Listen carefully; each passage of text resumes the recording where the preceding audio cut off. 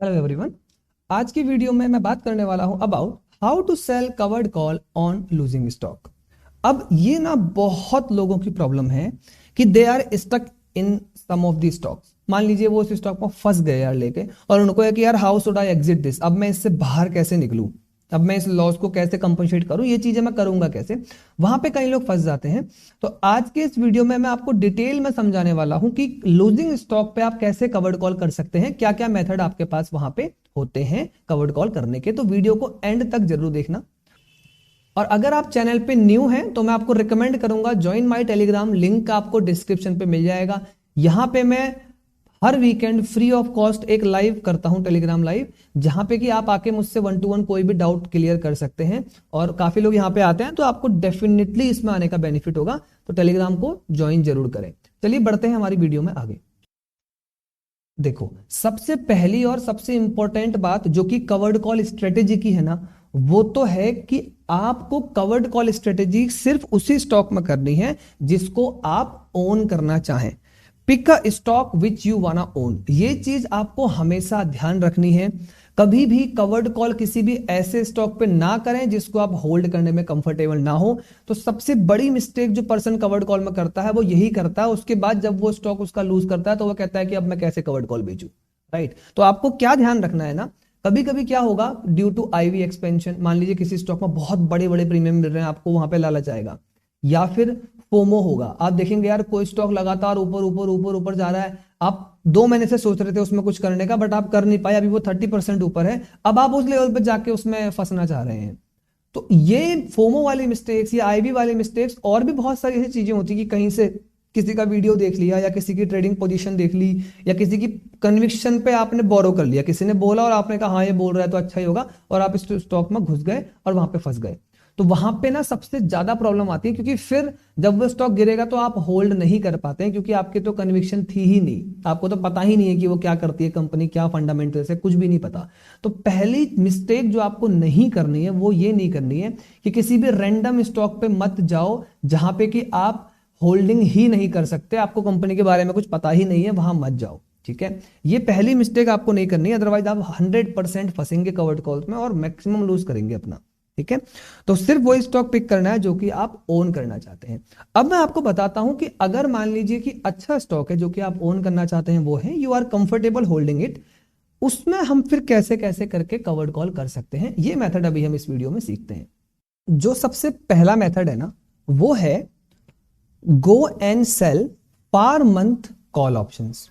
अब इससे मेरा क्या मतलब है, मैं आपको ये चीज लाइव दिखाता हूं। देखो जनरली क्या होता है, for example I am holding N XYZ stock, यहां पे आपको कुछ स्टॉक का नाम दिख रहा होगा। सबसे पहली चीज, this is not a trading recommendation, मैं कोई सेबी रजिस्टर्ड एडवाइजर नहीं हूं। तो जो भी चीज आपको स्क्रीन पे दिख रही है या कोई स्टॉक का नाम दिख रहा है, तो it is only for education purposes. तो यहां से आपको कोई भी हिंट नहीं लेना है कि आपको उस स्टॉक में कोई पोजीशन ले लो या ऐसा कुछ कर लो, ये हम सिर्फ सीखने के लिए कर रहे हैं। तो यहां पे ये ध्यान रखना है कि इन ट्रेड को ऐसे ही जाके कॉपी नहीं कर लेना है, this is only for the education. ठीक है, तो चलिए स्टार्ट करते हैं। तो जैसे कि मेरी अपनी एक पोजीशन है HDFC बैंक में, तो मेरे पास 980 के रेंज के आसपास से कहीं ना कहीं होल्डिंग बाय हो रखा है HDFC बैंक का। अभी ये लगभग 7-8%, मान लीजिए 8-10% भी नीचे चल रहा है, तो नॉट एन इश्यू। अब मान लीजिए अगर मुझे कॉल बेचना हो और मैं फेब मंथ में आऊं, तो फेब की तो एक्सपायरी होने ही वाली है, तो यहां पे कोई प्रीमियम नहीं मिल रहा। अगर मैं मार्च मंथ में आऊं तो मान लीजिए मेरे को 1000 के आसपास बेचना है, तो मेरे को यहाँ पे 5 पॉइंट्स मिल रहे हैं। अगर मैं यहीं पे अप्रैल में आके चेक करूंगा ना, तो आप देखिए मेरे को 11 पॉइंट्स मिल रहे हैं। तो होता क्या है, मान लीजिए आपका कोई स्टॉक 10-15% भी नीचे आ गया ना, कई बार 20% भी नीचे आ गया, तो आप देखिए 1060 पे भी कुछ प्रीमियम होगा, 1100 पे भी हो सकता है, 2 रुपए मुझे कहीं ना कहीं मिल ही जाएंगे। तो होता क्या है ना, पर मंथ के जो ऑप्शंस होते हैं ना, वहां पे आपको फिर भी प्रीमियम्स मिल जाते हैं। तो अगर आपका स्टॉक बहुत ज्यादा नहीं गिरा या 8-10%, 10-15% की रेंज में गिरा हुआ है, तो आप बहुत इजिली पर मंथ के ऑप्शन को जाके सेल कर सकते हो एज अ कवर्ड कॉल। अब ध्यान बस ये रखना है कि अपने एवरेज कॉस्ट से ऊपर ही बेचना है। जैसे अगर मेरी कॉस्ट ऑफ एवरेज 980 है, तो मैं 1000 का कॉल ऑप्शन इजीली सेल कर सकता हूं, है ना। तो मेरे को अपनी इक्विटी में भी प्रॉफिट होगा, मेरे को इस कवर्ड कॉल से भी कुछ ना कुछ पैसा मिल जाएगा। राइट, तो ये तो था हमारा मेथड नंबर 1, जब आपका स्टॉक बहुत ज्यादा ना गिर के 10-15% की रेंज में गिरा है, जो कि जनरली लार्ज कैप गिरते हैं। ठीक है, तो आपको ये मेथड करना है।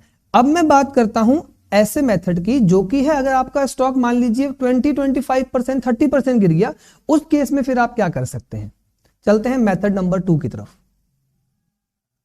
मेथड नंबर 2 है average your stock using ratio cash secured put. अब इसका क्या मतलब है और एवरेज क्यों? देखो, जैसा कि मैंने पहला पॉइंट बताया था कि भाई आपका स्टॉक वही होना चाहिए जो कि आप ओन करना चाहते हैं।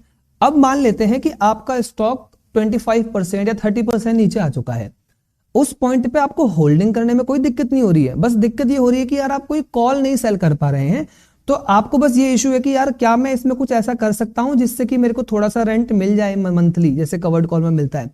तो वो मेथड होता है कि आप एवरेज आउट कर सकते हैं। अगर आपके पास कैश है, अगर आपके पास पैसा है और उसको एवरेज आउट करने का, तो जनरली मैंने देखा है लोग उसी प्राइस पे बाइंग करना चालू कर देते हैं, छोटी छोटी क्वांटिटी। ऐसा आपको नहीं करना है। आप सिंपली एक काम कर सकते हो which is average your stock. कैसे करेंगे लेकिन वो मैं आपको करके दिखाता हूं। फॉर एग्जांपल मैं मार्च मंथ में आ गया। अब ये मैं पर्सनली करता हूं और ना ये बहुत अच्छा काम करता है कई बार बीएम मार्केट्स में, जैसा कि लास्ट ईयर हुआ था। मार्केट 20% गिरी फिर ऊपर आ चुकी थी, तो वहां पे कुछ चीजें थी जो बहुत अच्छा काम करती है। विच इज मैं क्या करूंगा, जहां पे स्टॉक चल रहा है उसके नियर पे जो भी ओटीएम में लिक्विड ऑप्शन होगा, फॉर एग्जांपल 920, मैंने इसको बाय कर लेना है सिंगल लॉट। तो यहां पे मैंने कितना प्रीमियम दिया, अराउंड 17 रुपीज। अब मेरे को ये 17 रुपीज को वापस अर्न करना है, तो मैं नीचे जाऊंगा। मैंने ये 10 रुपीज का 11 रुपीज का ऑप्शन को 2 लॉट यहां पे सेल कर दिए। तो मेरे को क्या बन गया, this is a basic put ratio. ठीक है, कि मैंने एक पुट बाय करी और 2 पुट सेल्स कर दी। अब इससे क्या होगा ना, देखो अगर स्टॉक गिर गया मानिए इसके बावजूद भी 10-15%, तो कोई इशू नहीं है। आप एवरेज अपना कैश लाके इस रेट पे एवरेज हो जाएंगे जो आपका ब्रेक इवन पॉइंट दिख रहा है। ठीक है, विच इज 875, जो कि यहां से अभी 50 पॉइंट नीचे है, तो 5-6% और नीचे हो जाएंगे, आपका एवरेज हो जाएगा। और जो कॉस्ट ऑफ होल्डिंग आपके पहले 1000 के आसपास थी, वो हो सकता है नीचे 940 इस रेंज में कहीं ना कहीं आ जाएगा, 930 940 की रेंज में। तो फिर आपके पास कॉल्स में प्रीमियम वापस से आपको थर्ड मंथ में मिलने लगेगा। तो ये था हमारा सेकंड। लेकिन इसमें बेनिफिट क्या है, देखो जर्नली क्या होता है ना, मान लीजिए आप 7 to 8 स्टॉक्स में ये काम कर रहे हैं, जिसमें से 3 स्टॉक्स काफी ज्यादा गिर चुके हैं, बट आप वहां पे होल्डिंग उठाने में कंफर्टेबल हो, आप एवरेज करने में कंफर्टेबल हो। या कई बार आप इंडेक्स में कर रहे होते हैं, इंडेक्स में भी ऐसा होता है कि 20% गिर गया, अब आपको वहां पे होल्डिंग उठाने में आप कंफर्टेबल हैं, तो आपने क्या किया, एक रेशियो पुट स्प्रेड बना दिया। अब इससे होगा क्या, जनरली क्या होता है डाउन ट्रेंडिंग मार्केट में, मार्केट ऐसे नहीं गिरती कि 10-10% गिर जाए, वो गिरेगी 3-4%। मान लीजिए स्टॉक नीचे आया 3% नीचे आके एचडीएफसी बैंक इस मंथली मानो यहां पे एक्सपायरी कर गया, तो ये आपको कितना दे जाएगा, अराउंड 11,000, 10-11-12,000 के आसपास का ये आपको मान लीजिए प्रीमियम दे गया। अब हुआ क्या, आपको होल्डिंग तो एवरेज करनी पड़ी नहीं, बट आपके पास 11,000 रुपीज कैश आ गया। नाउ नेक्स्ट मंथ अगेन फिर आप क्या करेंगे, 900 को बाय करके फिर पीछे का कोई एक सेल कर सकते। तो कई बार क्या होता है, अगर स्टॉक धीरे धीरे फॉल कर रहा है 2-3% की रेंज में, तो ये आपको एवरेज करने का जरूरत भी नहीं पड़ता है और डायरेक्टली ही आपको ये पुट स्प्रेड से इनकम आने लगती है, राइट। तो ये एक सेकंड मेथड है, लेकिन इसको अटेम्प्ट सिर्फ वही पर्सन करेगा जो एवरेज करने के लिए रेडी है। ऐसे ही हवा में इसको अटेम्प्ट नहीं कर लेना है स्पेकुलेशन के लिए, ठीक है। तो इसको अटेम्प्ट वही करेगा जो रेडी है, कंफर्टेबल है टू एवरेज आउट, कि भैया मैं तो एवरेज करना चाहता हूं। अब हम बात करते हैं थर्ड मेथड की। अब ये उन लोगों के लिए है जो कहते हैं कि यार मेरे पास तो कैश भी नहीं है और मेरे को तो थोड़ी थोड़ी कन्विक्शन का भी दिक्कत होने लगा, मतलब मुझे तो अब डर भी लग रहा है कि मुझे इस स्टॉक से निकलने का मन कर रहा है, मैं चाहता हूं कि मैं एग्जिट कर दूं। तो उन लोगों को क्या करना चाहिए, अब मैं आपके सामने वो शेयर करने वाला हूं और इसको बहुत ध्यान से देखना, because this is very important. ये बहुत लोगों के साथ होता है। तो फर्स्ट एंड पहली चीज तो ये है कि भाई अगर आपके साथ ये कंडीशन आई है ना कि आपको उस स्टॉक में डर लगने लगा है, तो बहुत हाई चांस है कि आपका जो होल्डिंग परसेंटेज है, मतलब जो पोर्टफोलियो की वैल्यू आपने उस स्टॉक को दी ना, वो बहुत ज्यादा दे दी।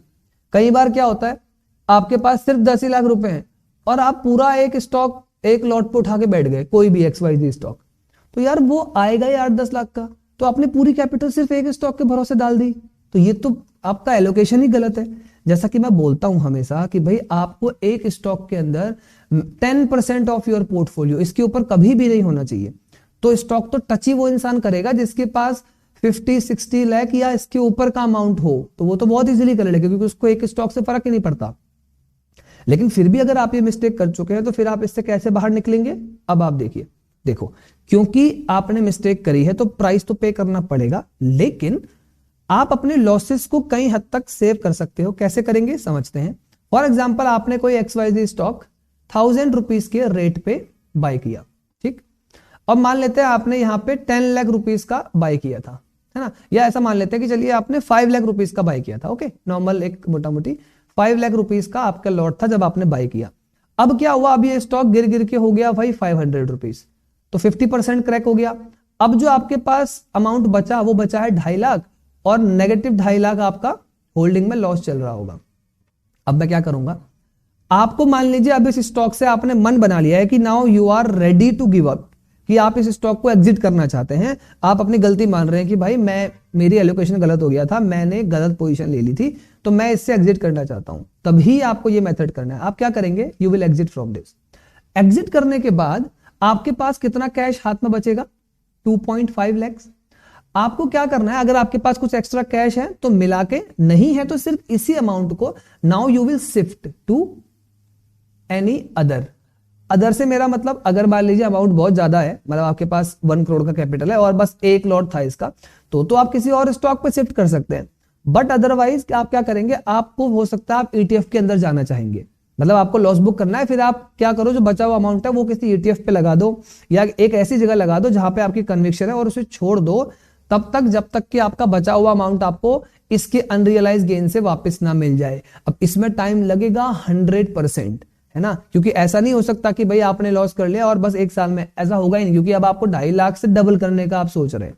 तो हो सकता है आपको बहुत लंबा होल्डिंग करनी पड़े कोई एक ETF वगैरह को। बट होगा क्या, आपने एक मिस्टेक करी थी तो चलो ठीक है, आपको मिस्टेक का आपको सॉल्यूशन मिल गया। या तो फिर आप सिंपल फिर उस स्टॉक को होल्ड ही करो, उसी में आप कवर्ड कॉल का ट्राई करो और अपनी कन्विक्शन बनाए रखो। इसीलिए मैं बोलता हूं कि अगर आपकी कन्विक्शन नहीं है या होल्डिंग नहीं है तो फिर आप इस प्रॉब्लम में फंस जाएंगे।